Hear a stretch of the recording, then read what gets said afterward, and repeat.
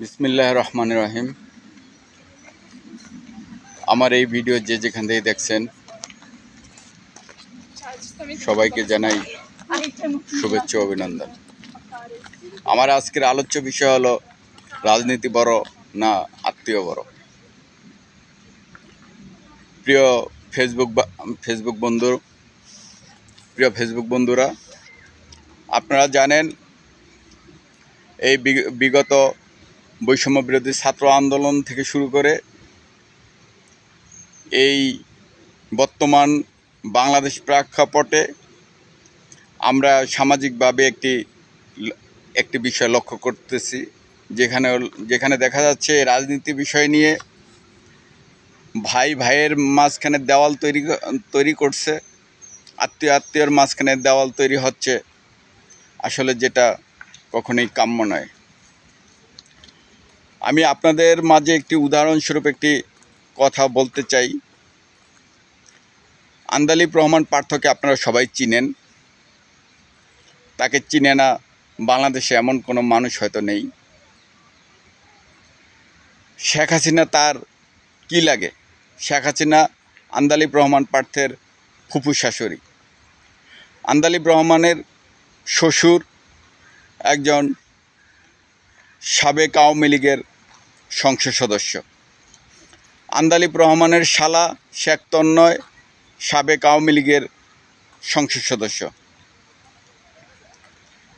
তারা রাজনীতির মাঠে এক একজনের বিরুদ্ধে কথা বলে, বিভিন্নভাবে কথা বলে, কিন্তু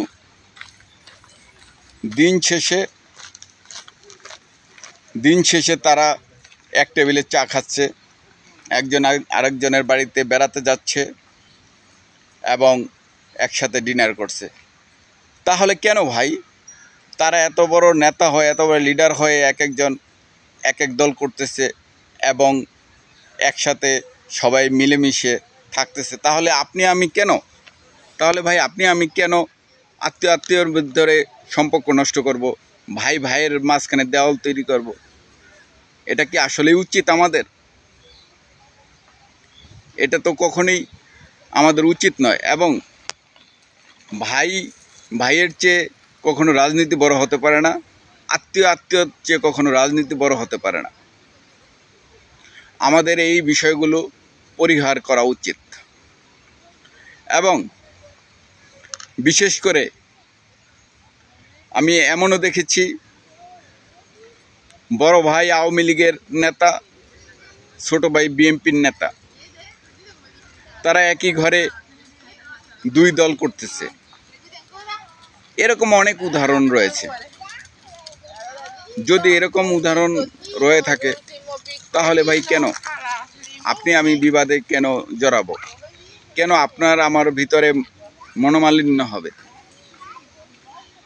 এই প্রশ্নটা আমি আপনার মাঝেই রাখতে চাই। কেন আপনি ভাইয়ের মাঝখানে দেওয়াল তৈরি করবেন?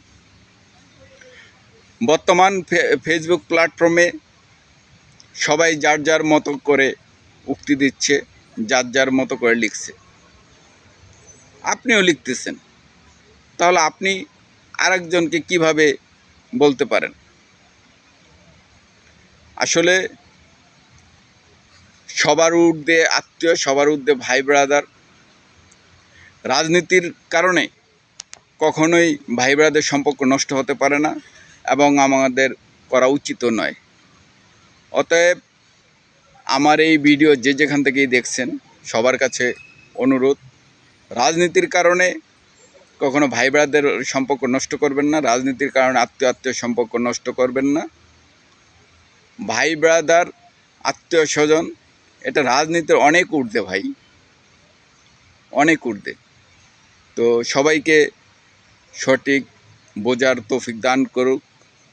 আমি সবার শুভ সুস্থ কামনা করে বিদায় নিচ্ছি। আল্লাহ হাফেজ। ভালো থাকবেন সবাই।